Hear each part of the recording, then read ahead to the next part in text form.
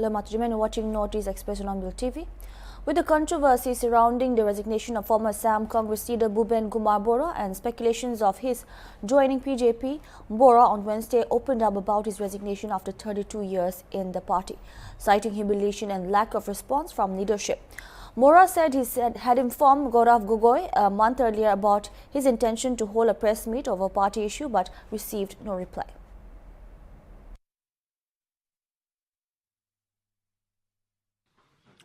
पहली बात मैं कांग्रेस में 32 इयर्स दिया।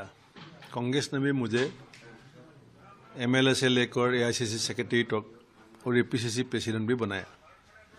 और मैं जो कांग्रेस में ज्वाइन किया था, इसका कारण था जब 1926 में जो एआईसीसी सेशन पांडु में हुआ था, उस सेशन में मेरा ग्रैंडफादर ने वो पेंडल का जो सामियाना बनाने के लिए भैंस का गाड़ी में गामछा लेके थाउजेंड्स ऑफ गामछा लेके दिया था।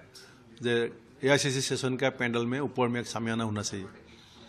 वो हमारा पार्टी का साथ रिश्ता है और वो रिश्ता का मुताबिक मैंने कांग्रेस में जानबूझ के ज्वाइन किया। 32 साल रहा, लेकिन अंदर में जो हो रहा था, मैं जब 21 में प्रेसिडेंट बना तो उस टाइम एआईडीएफ का साथ कांग्रेस का अलायंस था। आप सबको मालूम है, ये मैं विस्तार से बताना जरूरी नहीं। अलायंस मैंने टूटने के बाद मैंने 16 पॉलिटिकल पार्टी को असम में एकजुट करके इंडिया अलायंस बनने का पहले मैंने असम में असम सम्मिलित मंच बनाया, असम बनाया, जो हम शॉर्ट फॉर्म में असम बोलते हैं। और सम्मिलित मंच ने जब 5 असेंबली बाई इलेक्शन आया, तब बोला जब बिहार में 2021 असेंबली में सीपीआईएमएल को सीट मिला था, आपको याद है। तो बोला जब 5 सीट में 1 सीट हमको अलायंस पार्टनर को दे दो। मैंने इमीडिएटली एग्री किया, क्योंकि वो सीट 21 में हम दिया ही था और सीपीएमएल का उसका एक पोजीशन था वहां पे उस समय। तो मैं इस डिसीजन लिया as a PCC president in consultation with other leader, CLP leader का घर में मीटिंग हुआ, जे 1 सीट सीपीएमएल को देगा। रात अचानक अनाउंस कर दिया एक दूसरा आदमी का नाम कांग्रेस टिकट, जो आदमी कभी कांग्रेस पार्टी का मेंबर ही नहीं था। तो मेरा अलायंस पार्टनर ने सवाल उठाया, out of 5 assembly seat you can not give us 1 seat. How will depend on you in 2026 when we will have to discuss with you about 126 seat. तो मैं मोरल ग्राउंड में ठीक है, मैं फेल हुआ तो मैं रिजाइन कर दिया, अलायंस छूट गया। कुछ ने अलायंस तोड़ा, 1 सीट जिता किया। गौरव गोगोई ने सीट तो जिता नहीं पाया।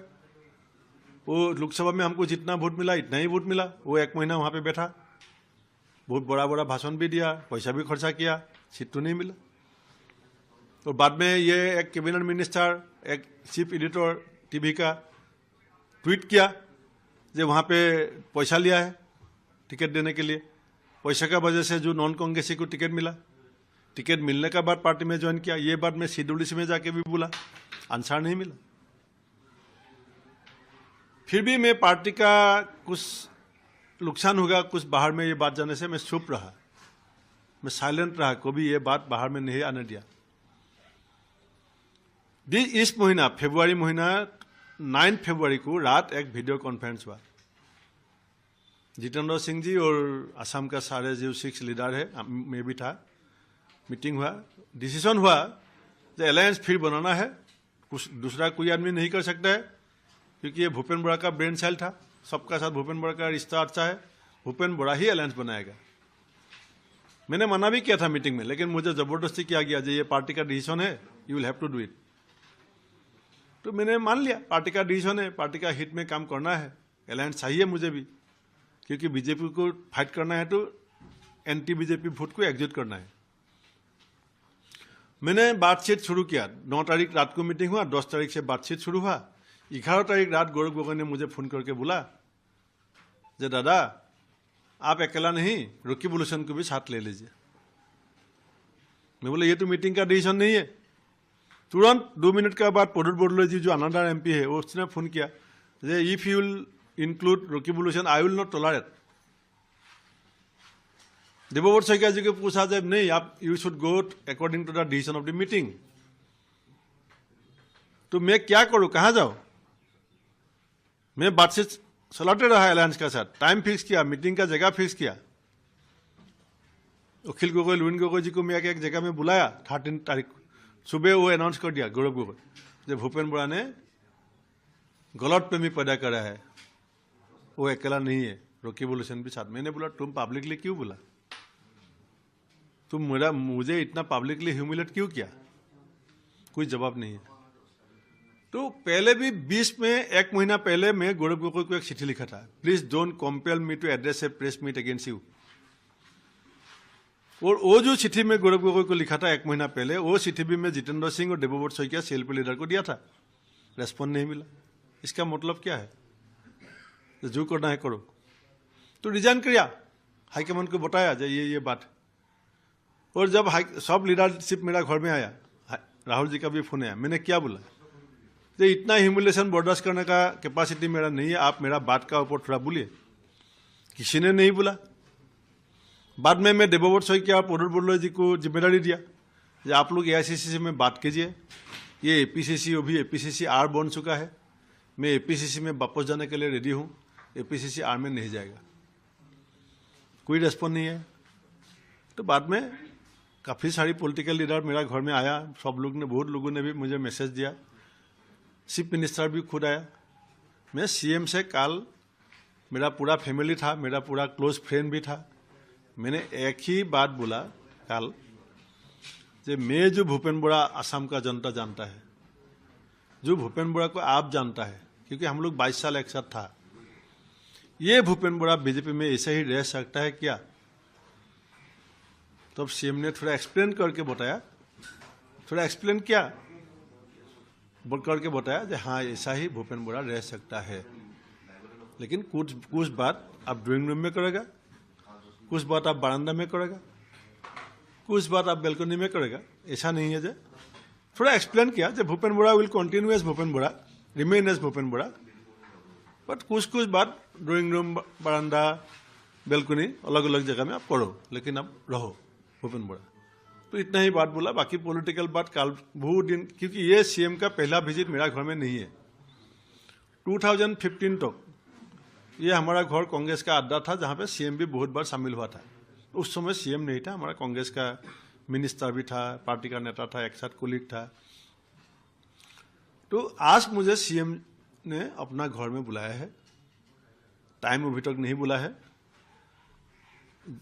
पॉलिटिकल बोला जो आज तो पॉलिटिकल बात का सुजोग ही नहीं मिला, पूरा पुराना बात निकाला, मिजोरम में हम लोग क्या किया था, पुराना जो हमारा 22 साल का कुछ बात निकाला। तो बोला आज आप एक बार मेरा घर में आ जाओ, हम लोग जो भी पॉलिटिकल बात करना है हम लोग वहाँ खोल के बात करेगा, इतना ही।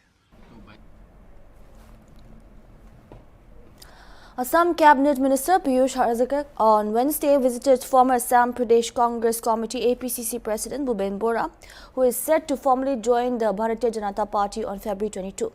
The meeting has drawn significant political attention amid the shifting dynamics in Assam's political landscape. Speaking to reporters after the visit, Hazarika recalled his long association with Bora during their time in the Congress party, responding to allegations from Congress leaders that those seeking ministerial positions tend to join the BJP while patriotic leaders remain in the Congress. Hazarika strongly rejected the claim the real patriots join the BJP, not the Congress, he asserted. He further criticized the Congress, alleging that the party's policies and leadership have distanced it from the interests of Assam and the nation. Congress में ही था जब भूपेन बोरा महाशय youth Congress का अध्यक्ष था। हम लोग उस समय में NSY करता था, यूथ कांग्रेस करता था। हम लोग का साथ उनका काफ़ी करीब संपर्क था। हम लोगों ने काफ़ी सम्मान भी करता हूँ, लेकिन हम लोगों ने 10 साल पहले ही कांग्रेस छोड़ दिया और भूपेन बोरा जी रह गया। आज भूपेन बोरा जी ने कांग्रेस छोड़ा, बीजेपी में ज्वाइन करने के लिए मन बनाया, तो उसी को सम्मान देने के लिए हम लोग यहाँ पहुँचा। पिछले बार भी जो हिंदू जीता था कांग्रेस का, मैक्सिमम मुस्लिम वोटों से, मियाँ का वोटों से जीता था। इस बार तो 1-2 भी हिंदू MLA कांग्रेस का तरफ से जीतेगा कि नहीं जीतेगा, ये डाउट है। अभी कांग्रेस असमिया का पार्टी नहीं रहा, हिंदू का पार्टी नहीं रहा, कांग्रेस मियाँ का पार्टी हो गया। जो असम के लिए काम करता है, who thinks about Assam, who thinks about the country, they don't do Congress further. That is full and final. जो लोगों का देशभक्ति है, जो लोगों का असम के प्रति भक्ति है, वो लोग कांग्रेस नहीं कर पाएगा, कि असम में कांग्रेस बांग्लादेशियों का कांग्रेस हो गया। जो बांग्लादेशी मियाँ कांग्रेस असम को आके खा गया, असमिया लोगों का जमीन ले लिया, कल्चर ले लिया, वो लोग ही अब क्या करता है, कांग्रेस करता है। तो कांग्रेस में कौन रहेगा? जो देश का खिलाफ, भारत का खिलाफ है, असम का खिलाफ है, वो लोग ही आखिर कांग्रेस में रहेगा। देखिए उन लोगों का इतना अहंकार देखिए। परसों दिन वही गौरव गोगोई जी आके भूपेन बोरा जी को क्षमा मांग रहा था। आप लोग देखिए इतना अहंकार है। परसों आके गौरव गोगोई जी ने भूपेन बोरा जी को खुले आम मीडिया का सामने क्षमा मांग रहा था, लेकिन कल क्या बोल दिया?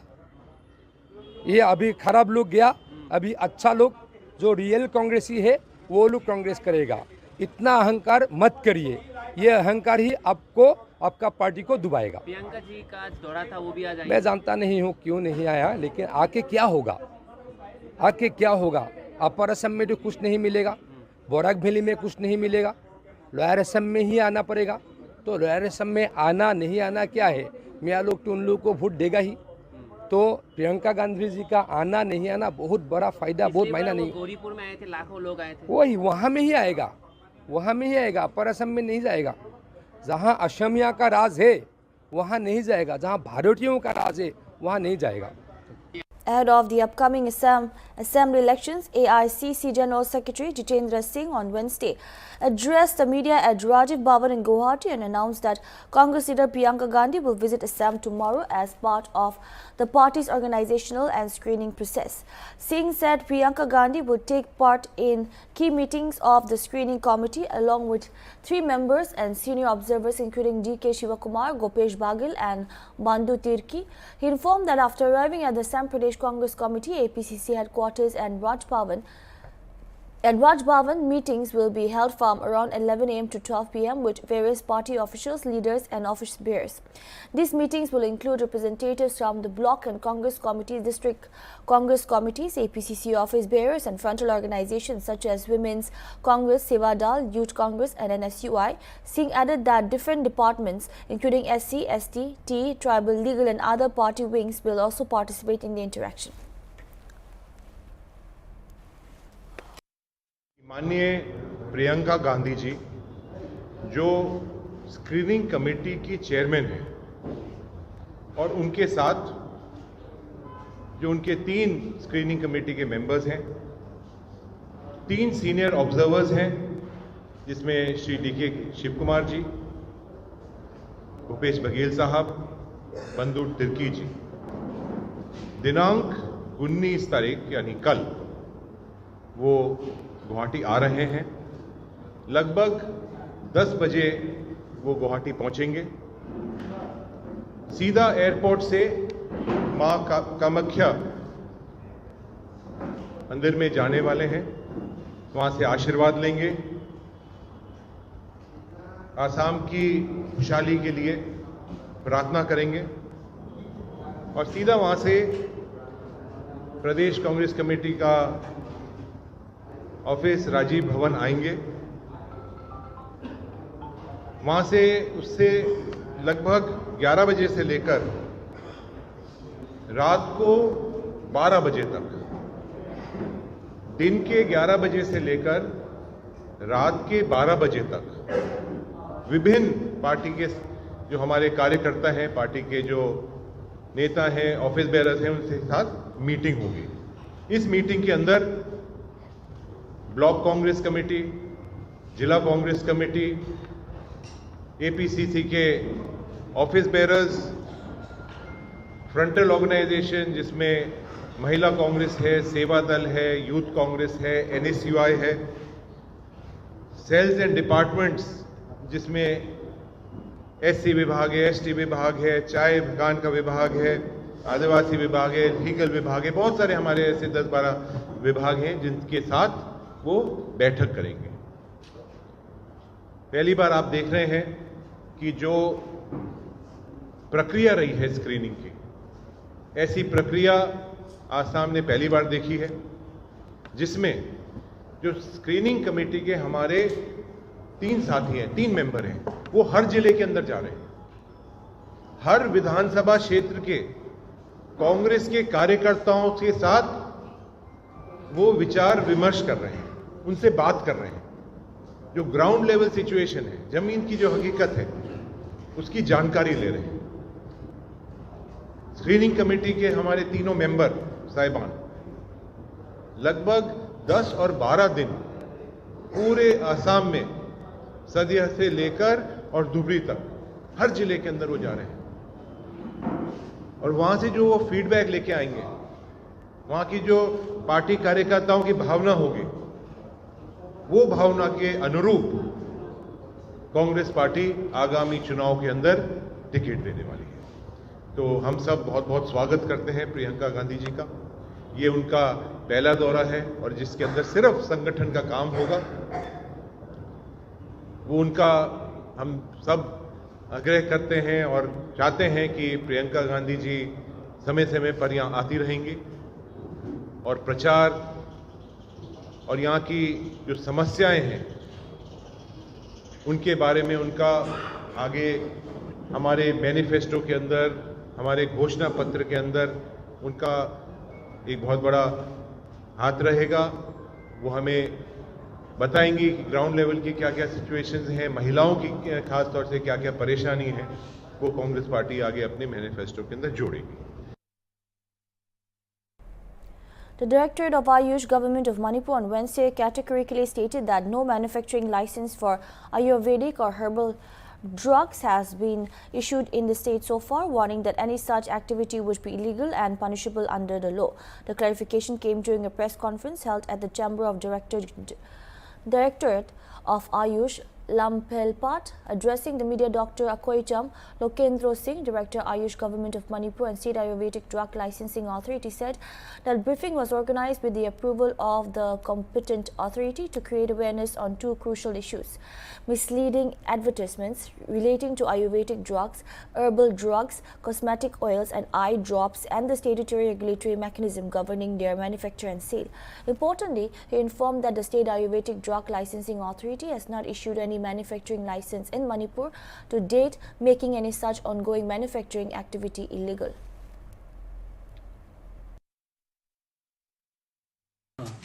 I am Dr. Akoizam Lokendro Singh, Director Ayush Government of Manipur and the State Ayush Drug Licensing Authority. Today, here we are arranging a press meet regarding this awareness for the people of Manipur regarding misleading advertisement under Section 1954, drugs and magic remedies, and number 2, drugs regulatory mechanism under Drug and Cosmetic Act 1940 of Ayush drugs. Today, in markets and in paper and in YouTube also, we are seeing and hearing that some drugs and cosmetics are manufacturing and preparing somewhere in Manipur also. So, without it is done in some drugs and cosmetics, it is manufactured and selling in Manipur without permission of the competent authority. So, it will make a hazardous to the health of the public and the emptying of the public pockets. So, from the Director of Ayush and the State Ayush Drug Licensing Authority, we are giving the publics for taking this alert regarding this illegal manufacturing and selling of such illicit drugs and cosmetics. Speaking on enforcement provisions, Dr. N. Himanta Singh, Assistant Drug Controller, Directorate of Ayush Government of Manipur, said the Supreme Court of India and the Ministry of Ayush have directed state authorities to take immediate actions against objectionable advertisements. He warned that violators may face imprisonment up to 1 year and fine up to Rs 20,000 or both. Subsequent offences may attract up to 2 years imprisonment along with enhanced fines as determined by the Conduct Doctor Court. Dr. Himanta also stated that pharmacies and shops selling or distributing Ayush drugs must obtain a valid Ayush drug sale license from the Directorate. Without such license, sale or distribution of Ayush drugs is not permitted. The Directorate urged the public to verify licensing credentials before purchasing Ayurvedic or herbal products and cautioned individuals and organizations against promotion of or manufacturing such products with proper authorization, stating that strict enforcement will continue in the interest of public health. Of India and the Minister of Ayush has directed us to take actions whether if there is any advertisement or any complaint received to our Directorate of Ayush drug section, then we should take immediate action on that advertisement. So I am giving awareness to any individuals, persons or companies, organizations not to give any advertisement or any kind of video clips related to Ayush drugs, herbal drugs, eye drops or any kind of cosmetics. Till now we have not received any complaint, but if unknowingly if they upload any kind of video clips, I request them to or delete or remove that video clips from the social media. Not to show any kind of advertisement regarding the Ayush drugs, herbal drugs, cosmetic, eye drops, etc. If they show any kind of video clips regarding the Ayush drugs or herbal drugs, they may get penalty like 6 months jail or 20,000 fine or 6 months jail plus 20,000 fines. And if they get another consecutive offense, then they will get penalty again for 1 year jail and a fine with a huge fines. So I urge all the publics and the peoples of the state of Manipur to divert from such kind of actions, showing advertisement in the social media regarding the Ayush drugs regulatory mechanisms. As per the provisions under the Drug and the Cosmetic Act 1940, Section 33 EEC, manufactured for sale or distributions of Ayush drug without a license from the concerned authority is prohibited. If any persons, any individuals, organizations, companies intend to manufacture the Ayush drugs or herbal drugs, cosmetics or oil, they must mandatorily receive obtain license from our State Ayush Drug Licensing Authority, Director Ayush, Government of Manipur. No other organizations, no other company or no other individual has a right to issue any license certificate for manufacture of Ayush drugs, herbal drugs in the state of Manipur. That's all we have for now. Keep watching Hornbill TV.